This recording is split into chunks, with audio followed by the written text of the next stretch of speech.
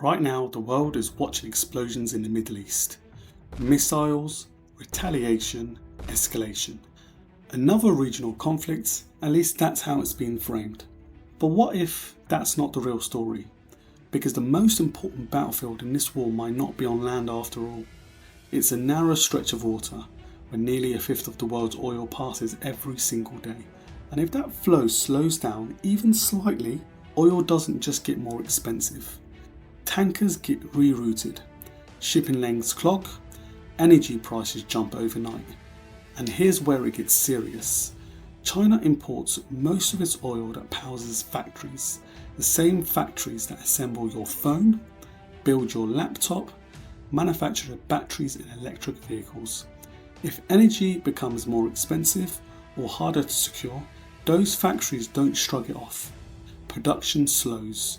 Costs rise due to supply and demand, and when the world's largest manufacturing hub slows down, the shock doesn't stay in China, it goes global. The conflict in the Middle East escalated when a major coordinated military strike by the United States and Israel hit Iran on the 28th of February this year. Those attacks involved air and missile strikes on multiple Iranian cities and military sites. Tehran responded quickly. Iran launched missiles and armed drones at Israel territory and at US military bases across the Gulf, including places like the United Arab Emirates, Qatar and Kuwait. This conflict started in Iran, but it has now spread across the Middle East.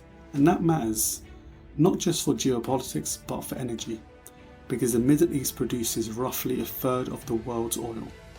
And most of that oil has to pass through one narrow gateway, the Strait of Hormuz. At its narrowest point, it's only 20 miles wide, yet roughly a fifth of the world's oil supply moves through this corridor every single day.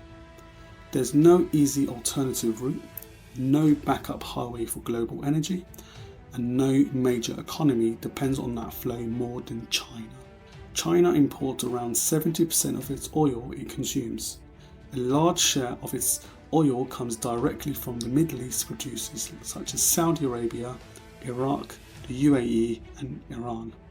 So when instability hits the Gulf, that shock doesn't stay in the desert, it travels across oceans, and it ends up thousands of miles away under factory floors that power China's manufacturing machine. So what happens if that energy flow slows down? Not stops completely, just slows. Energy becomes more expensive, and in China, where factories run on an enormous scale, higher energy costs hit fast. Production becomes more expensive, margins tighten. Now here's where it gets bigger. China manufactures roughly a third of the world's goods, from electronics, machinery, consumer products, and components that other countries rely on. If Chinese factories produce less, global supply shrinks, but global demand doesn't disappear overnight. People still want phones, businesses still need equipment, companies still need parts. So when supply falls but demand stays strong, prices rise. But shortages begin to appear, not because everything stopped, but because supply and demand moved out of balance. We've seen this before. During COVID, semiconductor production slowed just as demand for electronics surged. The result? A global chip shortage. Car factories paused production, gaming consoles were impossible to find. Used car prices surged because new vehicles couldn't be built without enough chips. It didn't take a total shutdown, just a mismatch between supply and demand. And when the world's largest manufacturing hub faces energy pressure, that imbalance can happen again. But the real global impact may not be shortages, it may be inflation. Because oil isn't just another commodity, it's embedded in almost every part of modern economy. It fuels trucks that move food, it powers factories that produce goods, it runs planes, ships and heavy machinery. When oil prices rise, the cost of moving and producing almost everything rises with it. And inflation doesn't need oil supply to collapse, it just needs uncertainty. If markets believe supply could tighten, prices adjust immediately. That increased flows through supply chains into transport costs, into manufacturing and into supermarket shelves. Higher fuel prices, more expensive flights, rising grocery bills and increased shipping costs for businesses. And here's the deeper issue.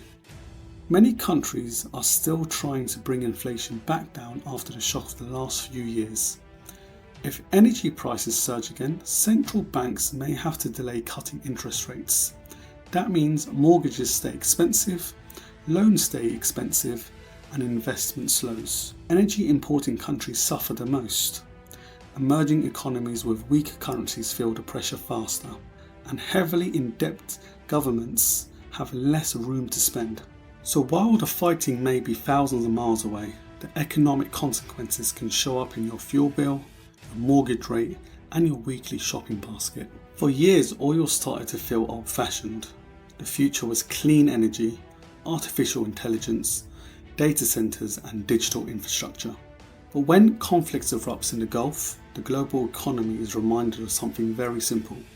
It still runs on oil, and that matters especially now, because right now, money is flooding into AI, into chips, servers, and massive data centers.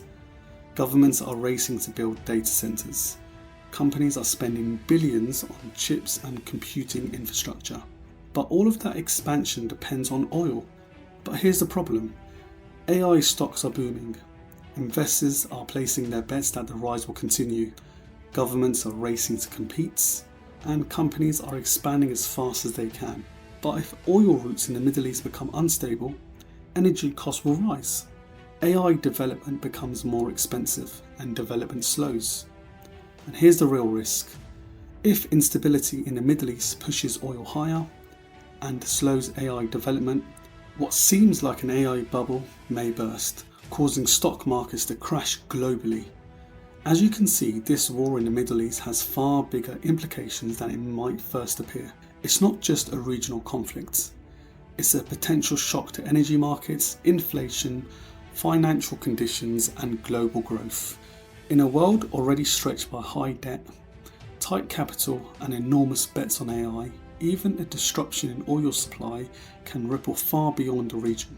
The coming weeks and months are vital, not just for the Middle East, but for the global economy. Because when energy is at risk, the entire system feels it.